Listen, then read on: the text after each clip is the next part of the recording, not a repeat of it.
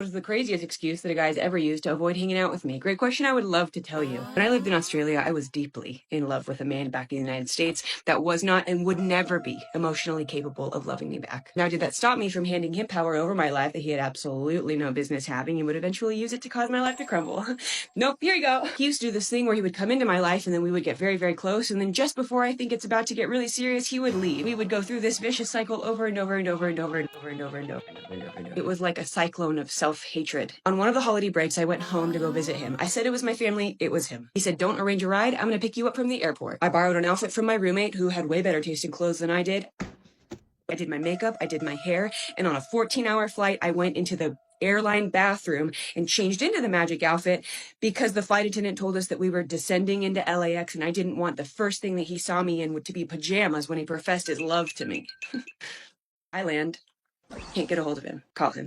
Email him. Text him. FaceTime him.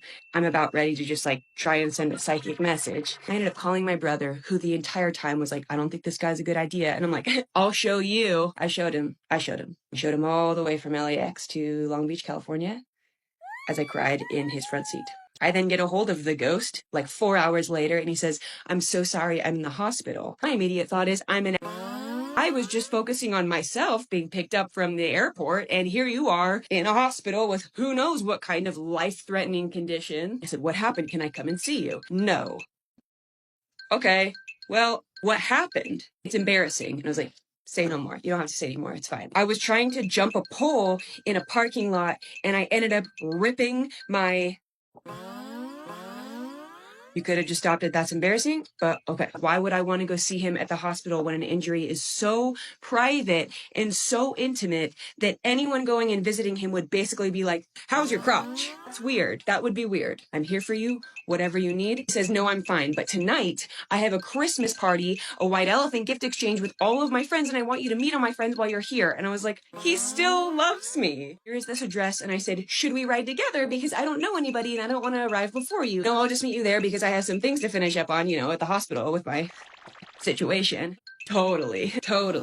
So I spend the entire first day of my holiday break, freshly in the States, figuring out an ugly Christmas sweater. Because I am traveling from Australia to the States, I don't have an American phone plan. So I am relying on Wi-Fi everywhere I go. As soon as I leave the house, I'm in a black hole of communication. I have to just hope and pray that everybody that tells me that they're going to meet me, when they're going to meet me, where they're going to meet me, that they're actually going to meet me. I then drive to this house. I'm just like... Let's hope he comes. The only reason I even walk into this stranger's house is so I can get Wi-Fi to make sure that he's actually going to meet me because I don't know where he is and I don't see his car. 2 hours. He never came.